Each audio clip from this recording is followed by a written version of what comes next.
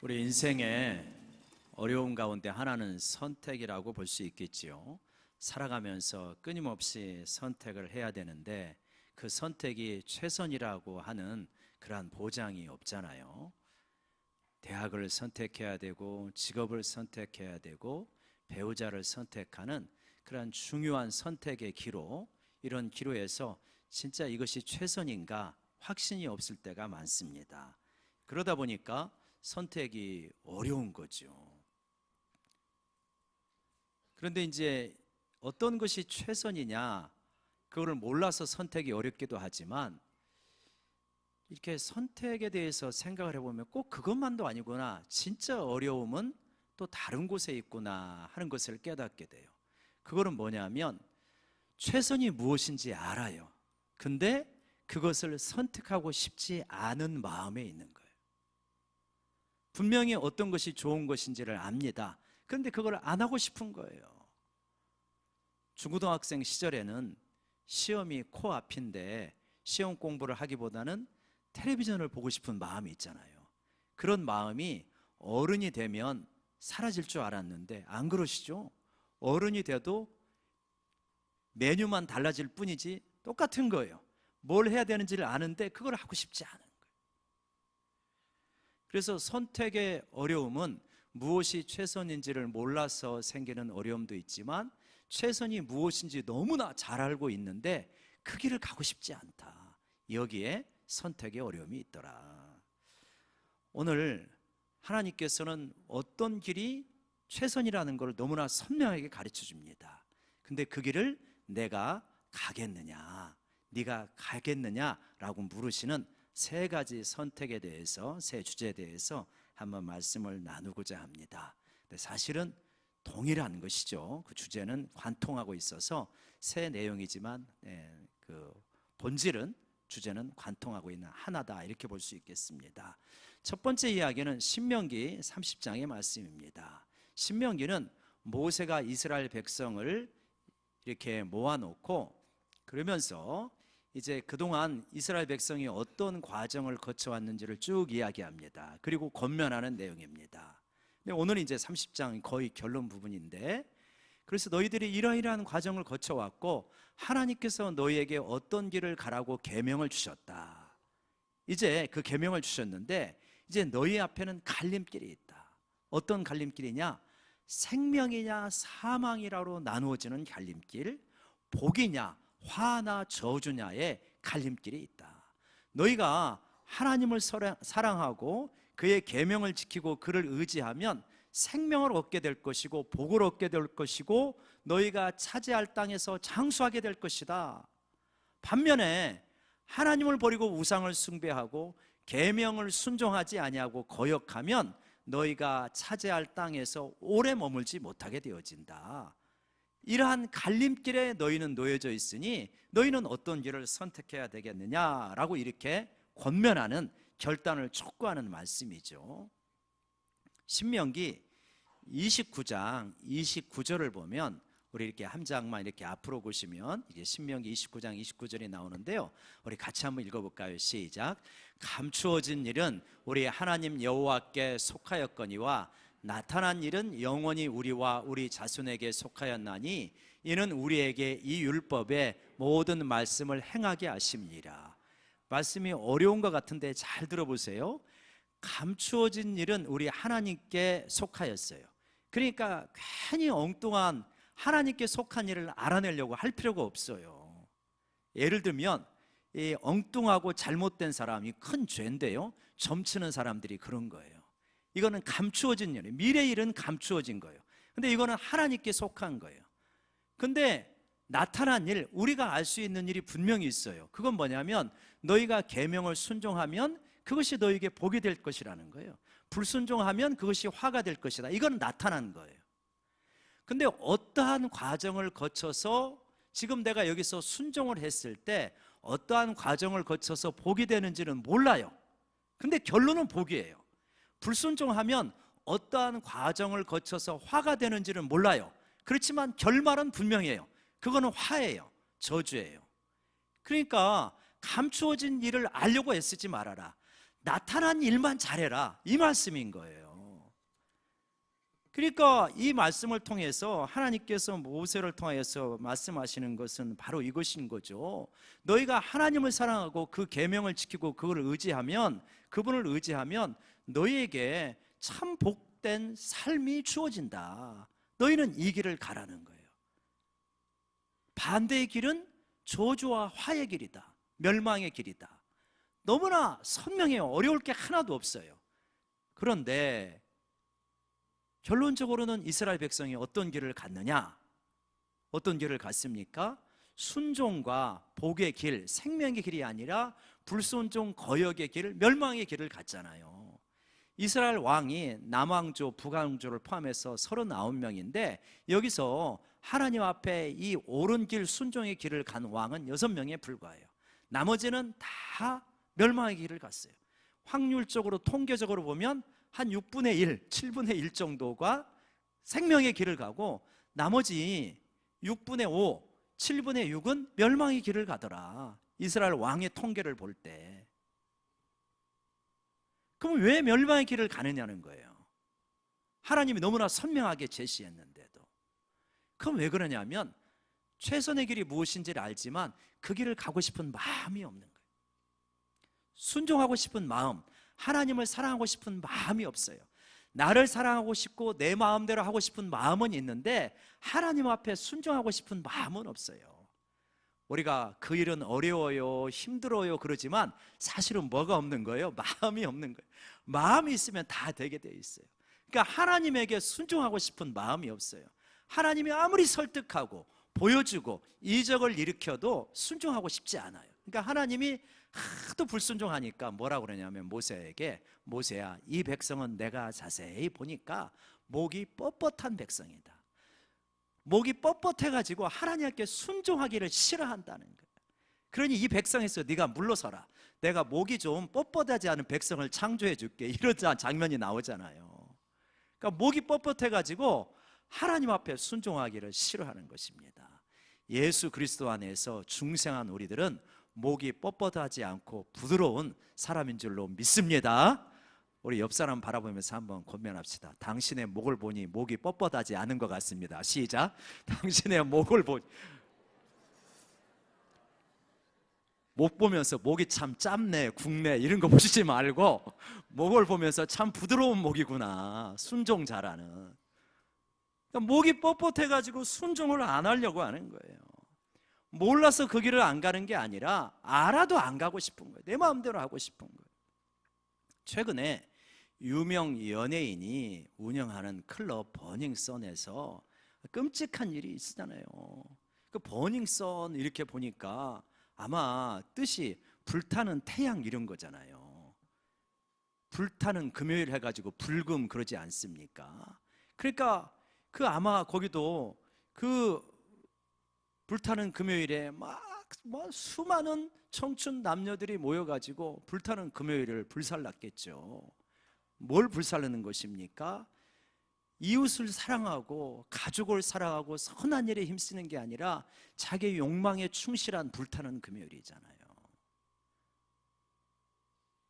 그런데 거기 있는 사람들이, 특별히 그런 잘못된 일을 하는 사람들이 그것이 잘못된 것이다, 악한 것이다, 이거 들키면은 큰일 난다, 형사 처벌까지 받을 수 있다, 몰랐겠습니까? 다 알죠. 다 아는데 가고 싶지 않은 거예요. 다 알아도 나는 망할 때 망하더라도 들키지만 않으면 된다. 그래서 그 죄악된 삶을 가는 거예요. 그래서 진짜 망하는 거예요. 저주를 받는 거예요. 그동안 쌓았던 모든 것이 다 완전히 잿더미가 돼버리는. 얼마나 어리석었습니까? 알면서도 안 가는 거예요. 멸망이 뻔한데도 그 잘못된 길을 가는 그 안타까움을 우리가 버닝썬에서 보지 않습니까? 불타는 금요일이 있는데 여러분, 불금 뜨바라는 표현을 아십니까? 저는 이번 주에 배웠는데요. 불타는 금요일, 뜨거운 바울이래요. 그래서 금요일 날 우리는 기도로 불타자. 그래서 뜨거운 바울이 되자.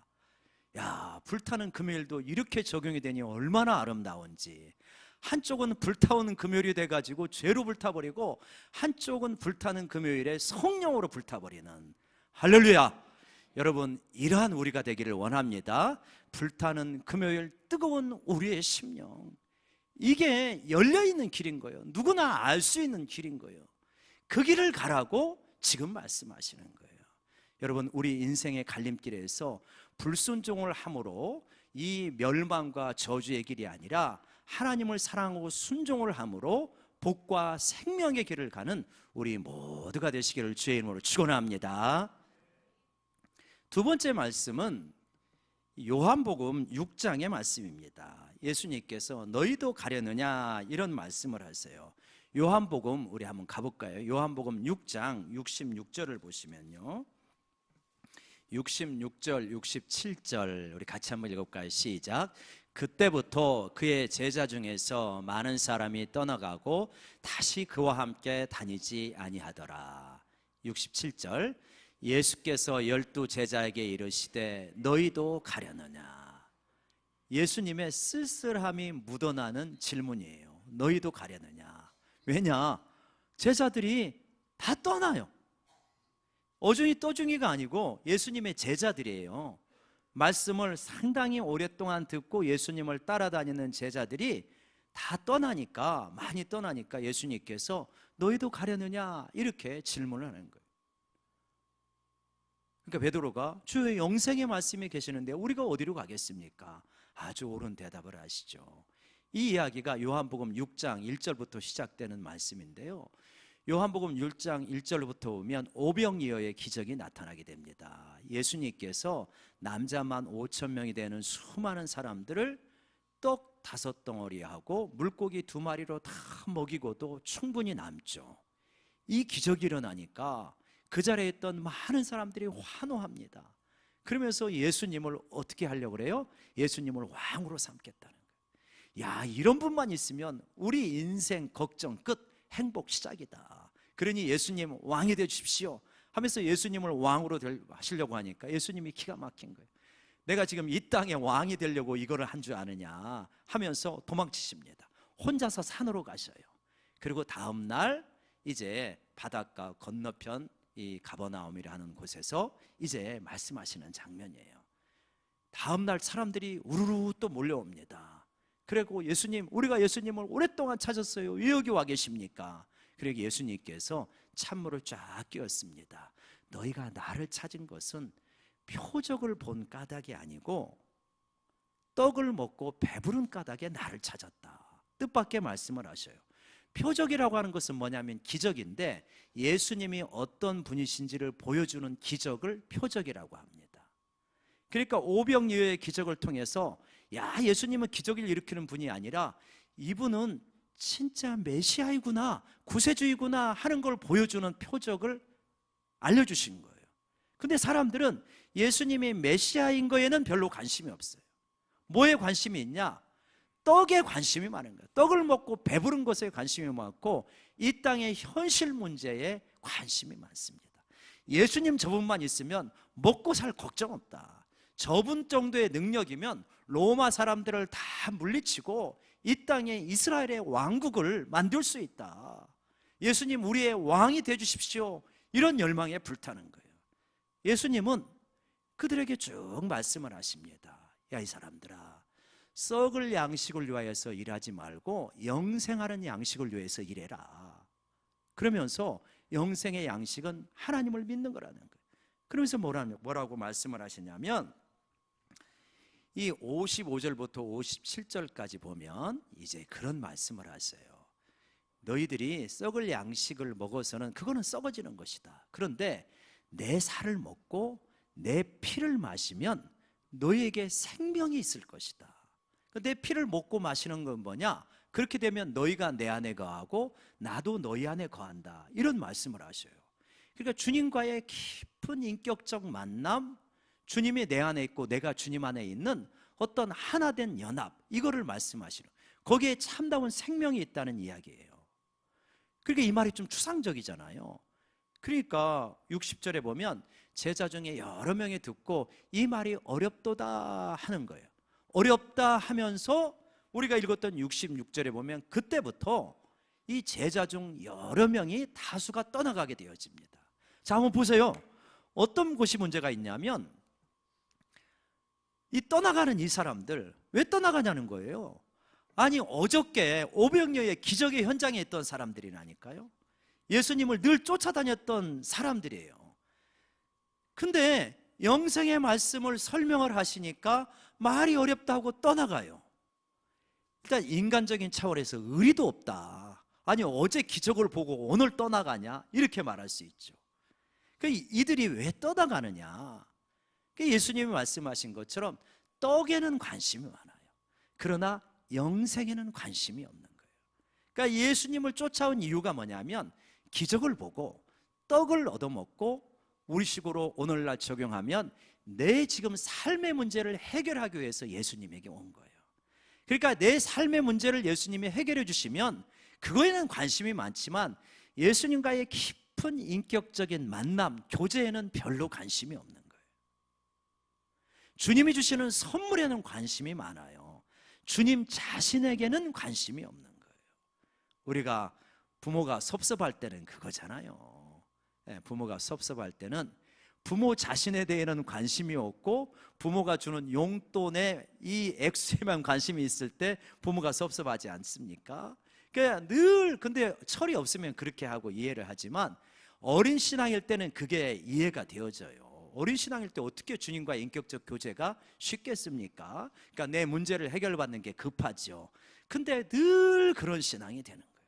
신앙의 단계가 있다는 거예요. 예수님께서 말씀해 주시는 거는 네가 처음에는 그런 문제를 가지고 오는 게 당연하지만 그러나 일정한 단계가 되면 예수님과의 깊은 만남, 인격적 교제, 그분과의 연합, 그분 안에 머무는 것의 즐거움, 하나님의 임재로 충만하짐, 이런 것이 이제 진짜 신앙의 본질이 돼야 된다라고 말씀하시는 거죠.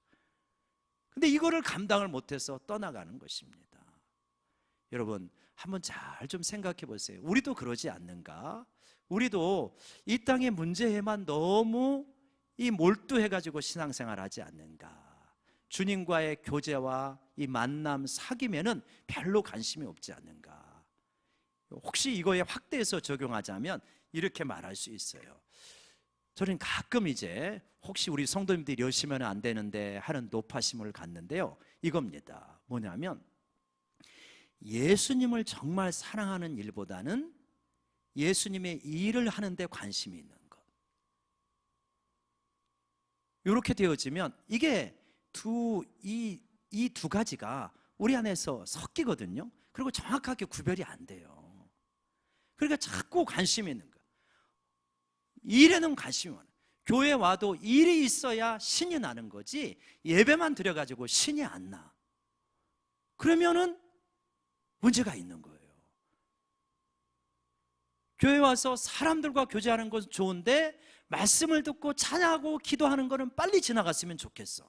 문제가 있는 거잖아요. 젊었을 때는 일을 열심히 하고 봉사를 열심히 하면 신앙이 좋은 것 같은데 평생 그렇게 할 수는 없는 거거든요. 언젠가 일을 놓아야 될 때가 와요. 일을 놓아도 봉사를 안 해도 예배드림이 주님 앞에 머무는 것이 너무나 좋은 것, 지금 이거를 말씀하시는 거예요. 혹시 우리들은 나도 모르게 자칫하면 그런 것에 빠질 수 있어요. 주님과의 만남, 주님께 예배드리는 것이 기쁨이 되어지고 이 주님 앞에 머무는 것이 너무나 즐거운 이런 것이 아니라 주변의 것들, 이게 나쁜 건 아니라 할지라도 주변의 것들이 주가 되어져 버리면 이건 나중에는 상당히 우리를 실망시킨다. 불안하고 두려워지게 되어집니다.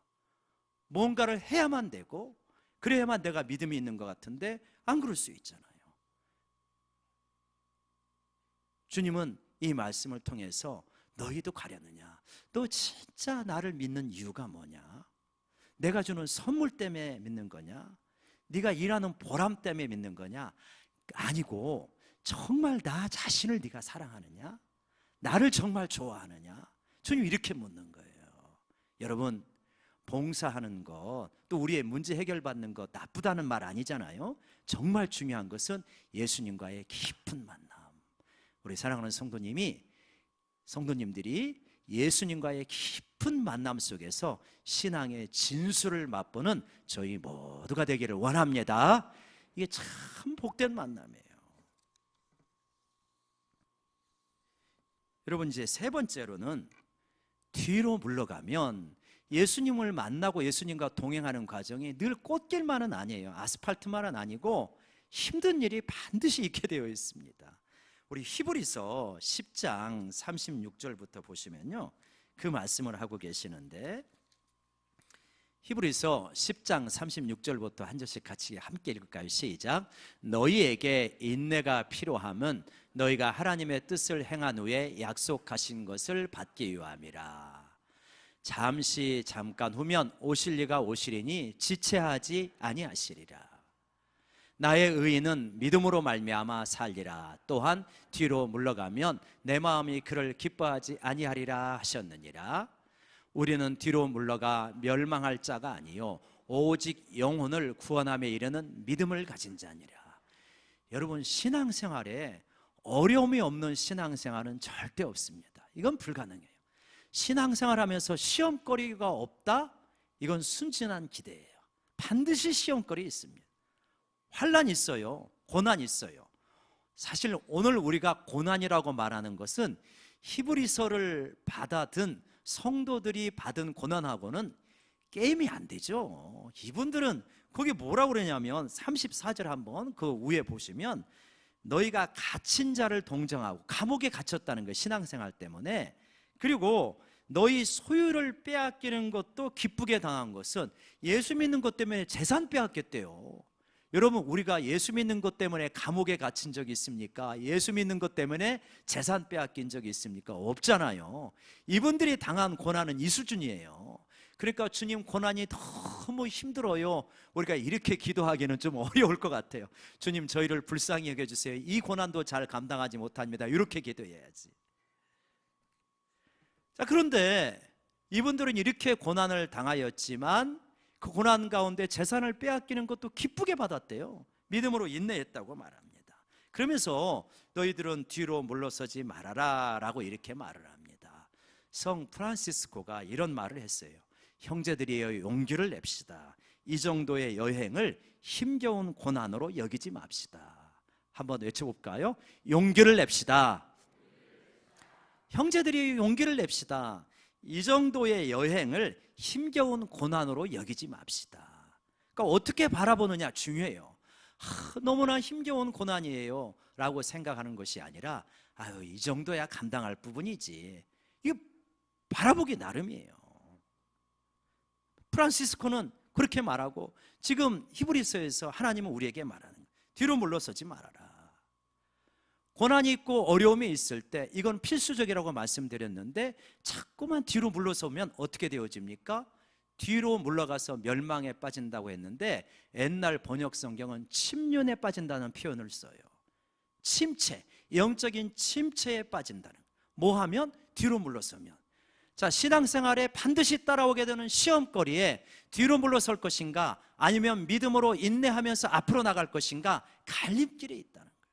지금 우리 많은 성도님들이 이 갈림길에 또 있으실 거예요.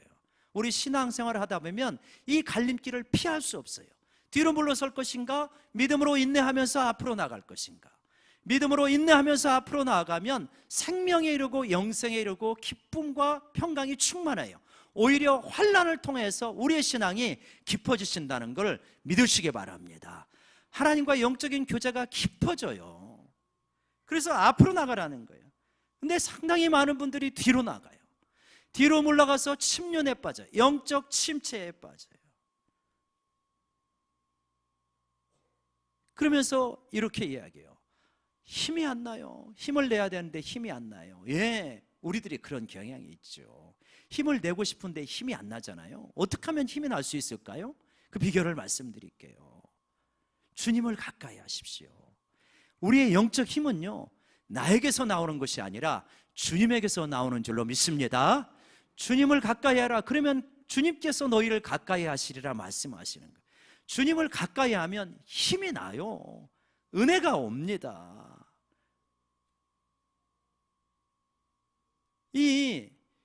제가 잘 몰랐는데 어떤 그런 노래를 들었어요. 별빛이 흐른다 샤라라라라, 이런 거 혹시 아십니까? 나 그런 노래 들으면서 야, 이게 뭔 노래인가? 뭐 그런 노래가 있더라. 별빛이 흐른다 샤라라라라 이렇게 해요. 별을 바라보면 별빛이 흐르겠죠. 주님을 가까이 하면요, 은혜가 흘러요. 은혜. 별빛하고는 비교할 수 없는 은혜가 우리 심령에 흘러 들어온다는 걸 믿으시기 바랍니다.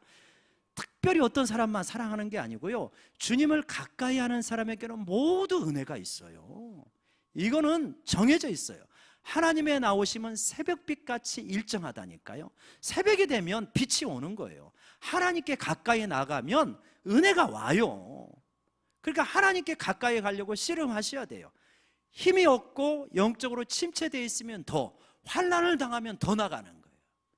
그럼 어떻게 해야 되냐? 구체적으로 일단은 교회에서 드리는 예배에 집중을 하셔야 됩니다. 수요 예배, 금요 기도회, 오전 예배, 오후 예배, 새벽 예배, 마음을 다해서 예배를 드리고 찬양을 하고 하나님의 음성을 들으려고 씨름을 하면요, 하나님이 우리 마음을 어루만지셔요. 그리고 은혜를 내려주셔요. 우리가 좋은 사람을 만나가지고 교제를 하면 그러면 우리 마음이 회복이 되잖아요. 이 좋은 사람보다 훨씬 좋으신 분이 우리 주님이시니까 그 주님을 가까이 하면 가까이 할수록 은혜가 충만하게 임하게 되는 거예요. 여러분, 우리 마음은요, 예수님도 어떻게 못하신다는 거 아십니까? 우리 마음을 하나님이 강제하지 않아요. 예수님이 유다의 마음 강제하실 수 있잖아요. 그 마음 뽑아버리고, 예수님 팔려는 마음 뽑아버리고 예수님 사랑하는 마음으로 심어주십니까? 예수님은 옆에서 도와주실 분이에요. 자기 사람들을 사랑하시되 끝까지 사랑하시니라. 하나님은 성령님을 통해서 우리에게 감동을 주시는 거예요. 너 갈림길에 있다. 뒤로 물러가 침륜에 빠질래? 아니면 믿음으로 인내하여서 생명과 구원에 이를래? 너 그 갈림길에서 도전을 주시는 거예요. 오늘 이 말씀도 성령님께서 저를 통해서 여러분에게 도전을 주시는 거예요. 너 갈림길에서 앞으로 나아가라. 믿음으로 인내하며 나아가라 라고 말씀하시는 거죠. 구체적으로 여러 가지가 있을 거예요. 우리 시험거리가. 여러분, 어느 때까지 주저앉아 있으시려고 합니까? 하나님 기뻐하시지 않아요. 사람들이 나를 인정해 주지 않았다고 주저앉아 있고요, 내가 원하는 결과가 내 인생에서 이루어지지 않았다고, 내 자녀가 내가 원하는 대로 되지 않았다고, 이런 일은 인생의 부지기수라니까요. 신앙생활하면서 교회 생활하면서 우리 인생에서 가족 간의, 자녀 간의 관계에서, 성도 간의 관계에서 부지기수예요. 앞으로도 계속 나올 거예요, 갈림길이. 그러할 때 뒤로 물러가서 침륜에 빠지면 나만 큰 영적인 손해를 봅니다. 우리들은 그렇게 되어 있어요. 은혜가 없으면 살아도 사는 게 아니에요. 아주 우리 존재 자체가 그렇게 되어 있어요. 희한하게 그렇게 되어 있어요. 근데 그 고비에서 앞으로 나아가잖아요. 믿음으로 기도하면서 나가잖아요. 하나님이 회복시켜 주신다는 거예요. 자꾸 뒤로 물러서는 것이 습관화되면 큰일입니다. 앞으로 나가는 것이 습관화가 되어야지, 뒤로 물러가는 것이 습관화가 되어지면 안 봐도 그 결과가 뻔한 거예요. 지금 그걸 경고하는 거예요. 너 뒤로 물러가는 거 습관으로 할래? 앞으로 나가는 거 너 영적인 습관으로 할래? 하나님이 도전하시는 거예요. 사랑하는 여러분, 뒤로 물러가는 건 쉽습니다. 삐죽거리는 거 쉬워요. 자기 연민 빠지는 거 쉬워요. 이건 노력하지 않아도 되는 거예요. 애쓰지 않아도 그냥 놔두면 지가 되는 거예요. 그러나 믿음으로 결단하고 앞으로 나가는 거는 씨름하고 순종하고 결단해야 됩니다. 성령님은 우리를 사랑하셔서 그렇게 나가라고 그러시는 거예요. 여러분, 특별히 한 가지 부탁을 드리는 거는, 한번 따라오시다. 자기 연민을 버리자. 뒤로 물러가는 사람의 특징은 뭐냐면 자기 연민이에요. 자기 연민. 이거 자기 연민 때문에 망가지는 거예요. 우리가 인생의 색깔이 우중충해지는 거예요. 자기 연민이 없을 수는 없지만 하나님은 자기 연민을 기뻐하시지 않아요. 여기 보세요. 내 마음이 뒤로 물러가면 내 마음이 그를 기뻐하지 않는다 그러셨어요. 자기 연민에 빠지면 주님이 기뻐하지 않아요. 긍휼히 여기시면서 사랑하는 딸아, 아들아, 너 왜 자꾸 그러고 있냐? 일어서, 그만 일어서 앞으로 나가. 이게 주님이 우리를 격려하고 독려하는 거예요. 자기 연민의 극단적인 형태가 어떤 중독성이에요.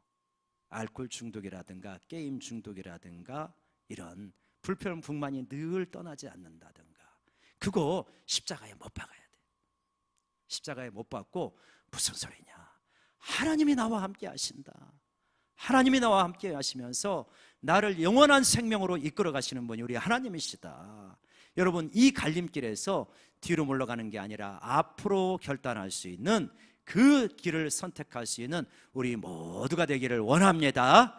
그래야 여러분 소망이 있습니다. 그리고 인생이 복돼요. 앞으로 결단하고 나가보세요. 하나님이 도우신다니까요. 하나님의 도우심을 분명하게 맛볼 수 있는 줄로 믿습니다. 참 하나님 좋으신 분이에요. 그렇게 그냥 어제까지 자기 연면에 빠지다가도 오늘 말씀 듣고 기도하잖아요.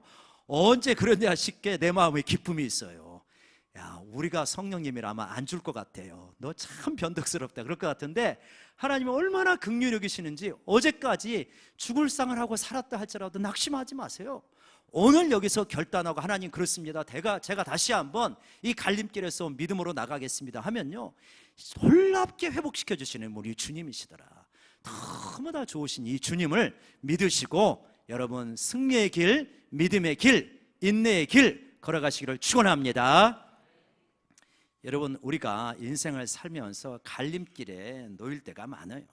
인생은 선택의 연속인데 잘 몰라서 선택하는 건 할 수 없어요. 여러분, 내가 이 대학이 아니라 저 대학을 갈 걸, 이 직장이 아니라 저 직장을 갈 것, 이 선택 잘못했다고 하나님이 야단치지 않아요.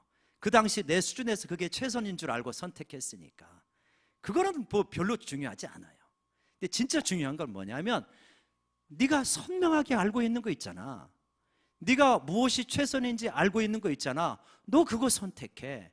그거를 선택하지 않으면 인생이 훨씬 어려워지고요, 그리고 하나님 앞에 가서 책망을 받고 심지어는 우리 구원에 큰 문제가 생길 수도 있습니다. 뭘 말씀하시는 겁니까? 순종과 불순종의 길에서 너는 어디를 택하겠느냐? 순종과 하나님을 의지하고 사랑하는 길을 택해서 생명과 또 복에 이르는 그러한 우리 모두가 되기를 원합니다. 영생의 길이 있고 떡을 찾는 길이 있고 이 땅에서 어떤 영생이 아닌 주님의 선물에만 집중하는 갈림길이 있어요. 거기서 너는 예수 그리스도를 만나고 그분과 동행하고 그분과 하나 되는 길을 택해라. 그게 진짜 생명의 길이고 참 네가 가야 될 길이라 말씀하시는 거예요. 우리 신앙생활의 필수적인 고난과 환난 속에서 뒤로 물러나 침륜에 빠지고 멸망의 길을 갈래? 아니면 믿음으로 인내하여서 구원과 생명의 길을 갈래? 자, 갈림길은 내 앞에 있다. 선택은 너의 몫이다. 여러분, 우리가 알고 있는 바른 길, 옳은 길, 의의 길 선택할 수 있기를 간절히 축원하고 결단하시기를 바랍니다. 기도하겠습니다.